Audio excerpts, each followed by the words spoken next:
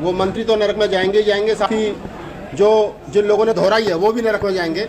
तो मैं देवकी नंदन ठाकुर से कहना चाहता हूँ आपके चैनल के माध्यम से कि ठाकुर साहब आपका बहुत बहुत धन्यवाद, बहुत बहुत साधुवाद। ये नरक और स्वर्ग की चाबी तुम अपने पास रखो, ये नरक और स्वर्ग की चाबी अपने पास रखो। नरक में भी तुम जाओ, स्वर्ग में भी तुम जाओ, और जहाँ तुम्हारा दिल करे वहाँ अपनी खाट बिछाओ, वहाँ अपने कथा सुनाओ। ना हम तुम्हारी कथा में आ रहे, ना हम तुम्हारे देवी देवताओं को पूज रहे, ना हम तुम्हारे मंदिरों में आ रहे। भाई जब हम तुम्हें पूज ही नहीं रहे तो तुम नरक और स्वर्ग का रास्ता बताने वाले होते कौन हो? पहली बात तो हो गई है। अब दूसरी बात हो गई है, जो देवकी नंदन ठाकुर जो कह रहे हैं क्या जी वो नरक में जाएंगे, तो मुझे देवकी नंदन ठाकुर एक बात का जवाब दे कि भाई मरने के बाद तो आज तक कोई बताने आया नहीं कि नरक या स्वर्ग नाम की कोई चीज है, और नीचे से आज तक किसी को नरक और स्वर्ग दिखा नहीं। तो पहले देवकी नंदन ठाकुर ये बताए कि नरक कहाँ है और स्वर्ग कहाँ है, और उस वहाँ कैसे जाया जाता है, और वहाँ की पिक्चर, वहाँ की तस्वीर दिखाए अगर नरक और स्वर्ग कहीं है। ये कुछ अनपढ़ और कुपड़ लोग घूम रहे कथा बाजते हुए, इनको ये पता नहीं है कि साइंटिफिक दौर में 21वीं सदी में लोग जी रहे हो तुम, और अभी भी नरक और स्वर्ग का भय दिखा करके लोगों को पागल बनाना चाहते हो। क्यों भाई, किस कारण से? अरे ये अम्बेडकर वादी है भाई, जब से 22 फीट के लिए बुद्ध का धम्म अपनाया तब से स्वर्ग की अनुभूति हो रही है, तब से सही मायने में स्वर्ग में। उससे पहले तो बेचारे मंदिर जाने में पिट रहे थे, उससे पहले तो घोड़ी पे बैठने में पिट रहे थे, उससे पहले मूछ रखाने में पिट रहे थे, उससे पहले मटका छूने में पिट रहे थे। जब से ये गली सड़ी गलीज व्यवस्था छोड़ी है तब से सही मायने में स्वर्ग की अनुभूति हो रही है। नरक है ही नहीं, नरक हमें पता है। नरक में तो हम थे जब हिंदू धर्म में थे, वही तो नरक था। अच्छा, जब हम हिंदू धर्म में थे तब हम नरक में थे। अब अरे भाई साहब मरने के बाद तो आज तक किसने नहीं बताया कहाँ है। मेरा बाप मुझसे बहुत प्यार करता था, आज तक लौट के नहीं आया बताने वो है कहाँ। देवकी नंदन ठाकुर पहले बताए ना। ठाकुर साहब, देवकी नंदन ठाकुर जी, हम आपका बड़ा सम्मान कर रहे हैं, सम्मान के साथ पूछ रहे हैं, बता दो, कुछ सुरक्षित तस्वीरें दिखा दो, वीडियो मंगवा दो।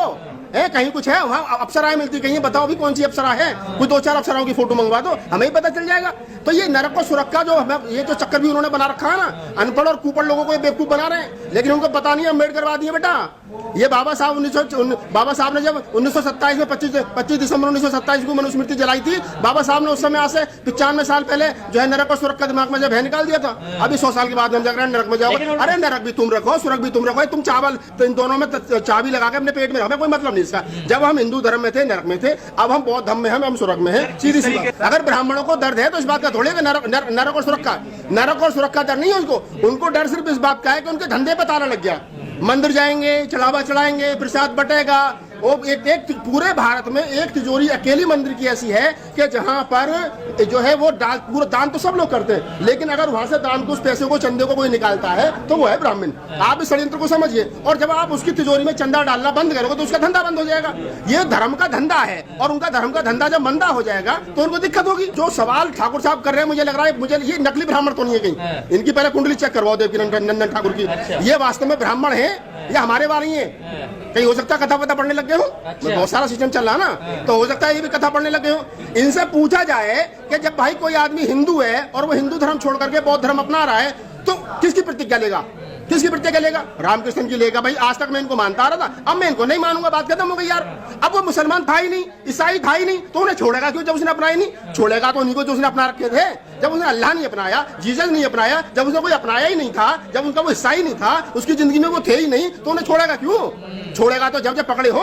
अरे पकड़ा तो तुमने जबरदस्ती ये रखे थे नंगे तार बिजली के, पकड़ो, मरो, पिटो, कटो, लुटो, ही पिटो, जो कमा के लाते हो शाम को दारू में दे दिया करो। और जो बचा और नंगे तार है, हिंदू धर्म नाम का नंगा तार है, मैं बता रहा हूँ आपको। जो इस पर चलेगा मरा ही मरे। मंदिर में जाओगे तो कुटोगे, कावड़ लाओगे तो कुटोगे, जल चढ़ाओगे तो कुटोगे, घोड़ी पे चढ़ोगे। मतलब जब तक इस हिंदू धर्म में रहोगे, अपनी कमाई है देते रहो, मंदिरों में चढ़ाते रहो, और आपकी कुटाई दलित। अच्छा, दलित की बात कर रहे हैं। जो इस देश का मूल निवासी है, SC ST OBC माइनॉरिटी है, वो जो है जो इनके खिलाफ वही तो कुटेगा, और कौन छुटेगा? आप इस बात को समझिए। देवकी नंदन ठाकुर जैसे जितने लोग हैं कथावाचक है ये, और ये कथावाचक जितने घूम रहे हैं ना, ये कथावाचक जितने घूम रहे हैं, पहले तो उनकी सभी जातियां चेक कराओ, ये कौन सा किस जाति का। हाँ, तो इनका मार्गदर्शन हमें नहीं चाहिए ना, जबरदस्ती देंगे।